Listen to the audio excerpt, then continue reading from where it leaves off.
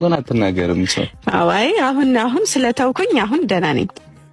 ድሮ ግን ምግብ የማያስበላኝ ጭንቀት ነበረ። ምግብ ካልበላችሁ ደግሞ አትወፍሩም። የምር ምግብ አያወፍርም ይባላል እንጂ የምር ምግብ እንደሚያወፍር አሁን አየሁኝ። ወሳኝ ነው እግዚአብሔርን ምግብ እንደሚያወፍር አሁን እኮ በቃ ይርበኛል በላለሁኝ በስነ ስርዓት አሪፍ ምግብ ሁላ ካላገኘው በጣም እናደዳለሁኝ፣ እነጫነጫለሁ። ኧረ ጭራሽ ተነጫነጫለሽ። ልጆች ይሆኑ እንዴ? ያዙልኝ፣ ልብ አድርጉልኝ።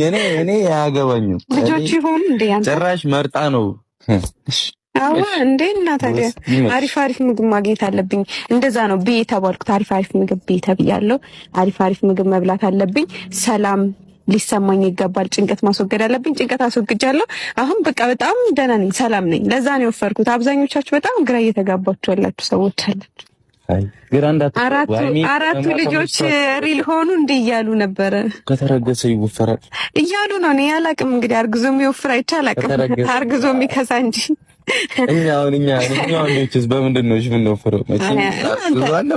እናንተ ምቾት ይባላል። ምቾት። አይ ጭንቀት የሚያወፍረው ሰው አለ። እኔ ደግሞ ጭንቀት ያነሳኛል።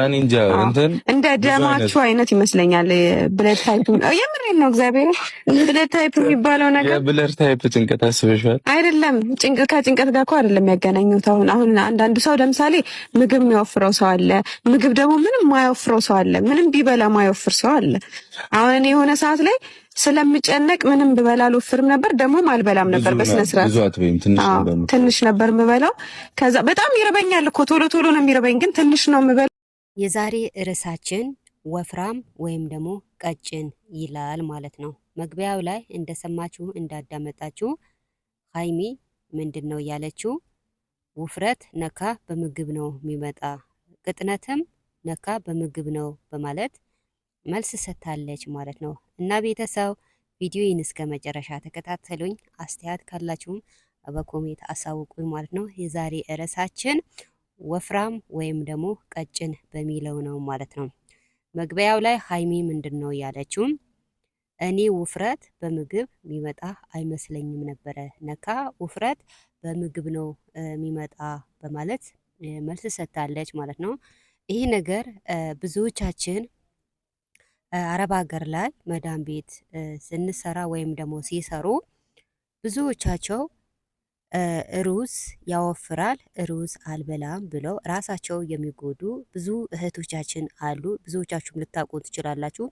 እና ውፍረት እንደተባለ በምግብ ነው የሚመጣው። ምግብም ደግሞ ካልበላችሁ ታውቃላችሁ፣ አንጀት ልጥፈት የሚባል አለ፣ ራስ ጉዳትም አለ። ሁለተኛውን ደግሞ እዚህ ጋር ሰውነትም ይወስናል። ሀይሚን ብላለች። የአንዳንድ ሰው ሰውነት ቢበላም ባይበላም ቢጠጣም ባይጠጣም ዝም ብሎ የሚወፍር ሰው አለ ማለት ነው። ሁለተኛውም ደግሞ አንዳንድ ሰው ቢበላም ቢጠጣም የማይወፍር ሰው አለ። ያው ብዙዎቻችን እናውቃለን። የሁሉ ሰው ሰውነት እኩል አይደለም። አንዳንድ ሰው ዝም ብሎ የሚወፍር አለ። አንዳንድ ሰው ደግሞ በምግብ የሚወፍር አለ። አንዳንድ ሰው ደግሞ በበሽታ የሚወፍር አለ። የኛ ሰውነታችን ክፍሎች በብዙ ነገር እንወፍራለን። በምግብ ወይም ደግሞ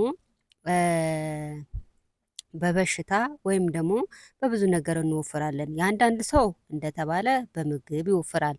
አንዳንድ ሰው ደግሞ ዝም ብሎ በሽታ ያወፍረዋል። አንዳንድ ሰው ደግሞ ታውቃላችሁ ቢበሉም ቢጠጡም ሰውነታቸው ላይ ወዝ የላቸውም ማለት ነው። እና ቤተሰብ አንዳንዶቻችሁ በተለይ አረብ ሀገር ላይ የምትኖሩ መዳም ቤት የምትሰሩ ብዙዎቻችሁ ባሌ እንዳትወፍሬ የመዳም ሩዝ በልተሽ ወፍረሽ እኔ ጋር ብትመጪ እኔ አልቀበልሽም፣ አላገባሽም ብሎ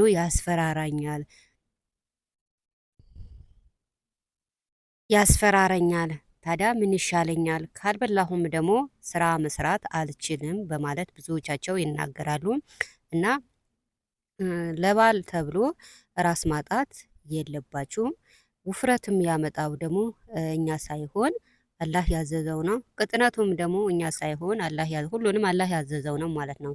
እና እንዳለችው ሀይሚ ብዙዎቻችን መብላት እየፈለግን እወፍራለሁ በማለት ራሳችን የምንጎዳ ሰዎች ብዙዎቻችን አለን። ብዙዎቻችሁም ደግሞ ይሄ ኢትዮጵያ ውስጥ ሳይሆን አረብ ሀገር ላይ ነው። ኢትዮጵያ ውስጥ እንኳን ያው እኛ ምግብ አያወፍርም፣ የምታውቁም ታውቃላችሁ።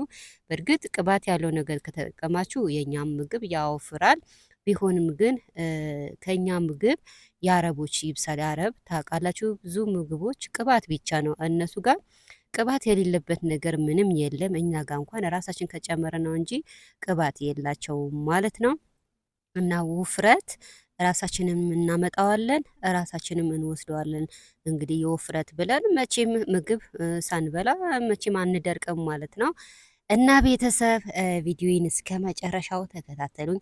አስተያየት ካላችሁ በኮሜንት አሳውቁኝ። ያው ከካሜራ ከመጣሁ በጣም ቆይቼ ነበረ። ያው ከስንት ዓመት ጊዜ አሁን ብቅ ብያለሁ ማለት ነው። እና ላይክ ሰብስክራይብ ማድረጋችሁም እንዳትረሱ። ላይክ አድርጉ፣ አይከፈልበትም። ቅንነት ለማንም አይደለም፣ ለራሳችንን ነው።